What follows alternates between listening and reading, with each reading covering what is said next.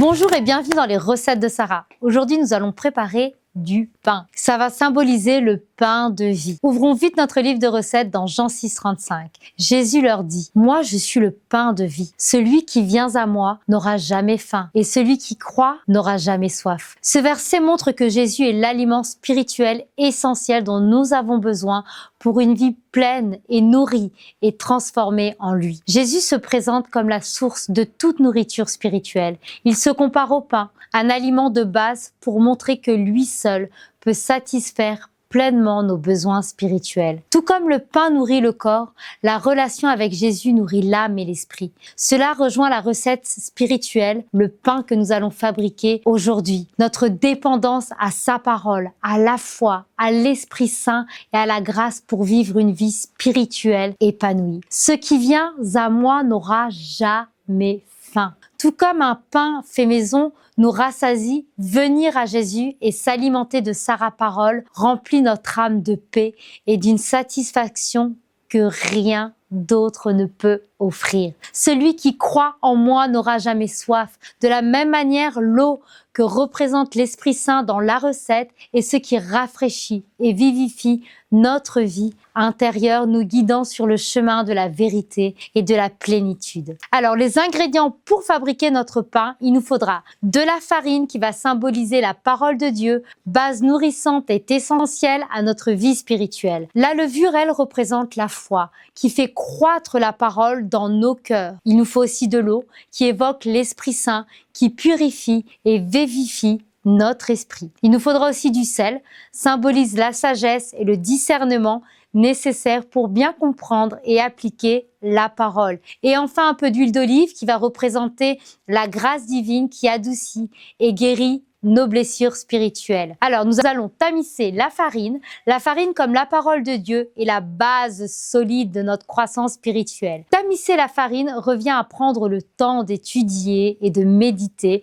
la parole de manière à la purifier de toute interprétation erronée et en extraire l'essence nourrissante. L'homme ne vivra pas de pain seulement, mais que de toute parole qui sort de la bouche de Dieu. Ce verset, vous le trouvez dans le livre de recettes, Matthieu 4,4. Comme on tamise la farine pour obtenir une texture plus fine, nous devons aussi filtrer nos vies à la lumière de la parole de Dieu. Maintenant, nous allons incorporer la levure. La levure, elle est petite mais puissante, symbolise la foi. C'est elle qui fait lever la pâte et qui lui donne une forme. Une petite quantité suffit à transformer la farine en pain, tout comme une foi, même minuscule, peut soulever des montagnes. Si vous aviez la foi comme un grain de moutarde, vous diriez à cette montagne: déplace-toi d'ici, et là, et elle se déplacerait. La foi permet à la parole de grandir en nous transformant intérieurement. Maintenant, nous allons ajouter l'eau qui représente le Saint-Esprit.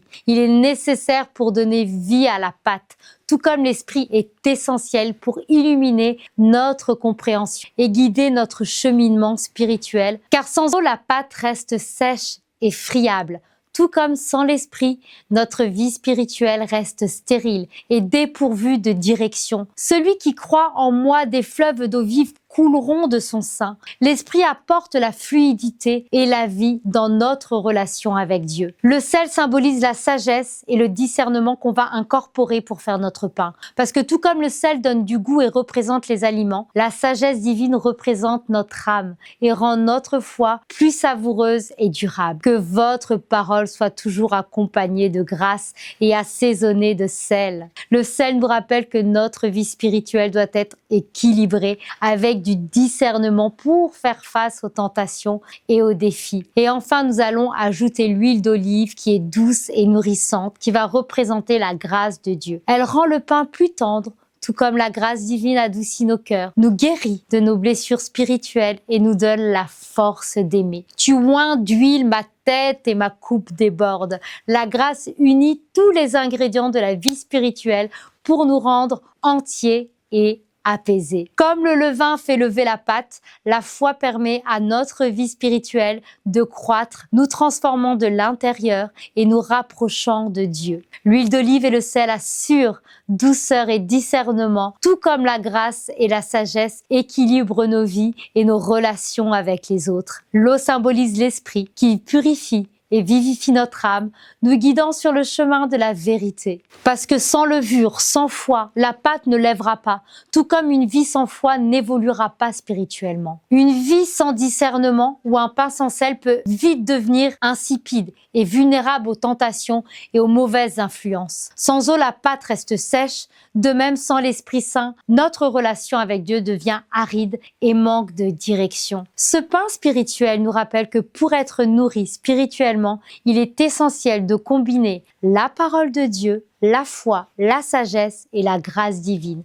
Comme un pain bien pétri et bien levé, notre vie spirituelle doit être préparée avec soin, en équilibrant chaque ingrédient pour grandir en harmonie et en profondeur avec Dieu. Je suis le pain de vie, dit Jésus dans Jean 6,35, car c'est lui qui nourrit véritablement notre âme en nous nourrissant de sa parole, de sa grâce et de son esprit. Nous trouvons une nourriture qui ne périt jamais. Mais Jésus est l'aliment spirituel essentiel dont nous avons besoin pour vivre une vie restaurée et épanouie. À très bientôt dans une nouvelle recette de Sarah.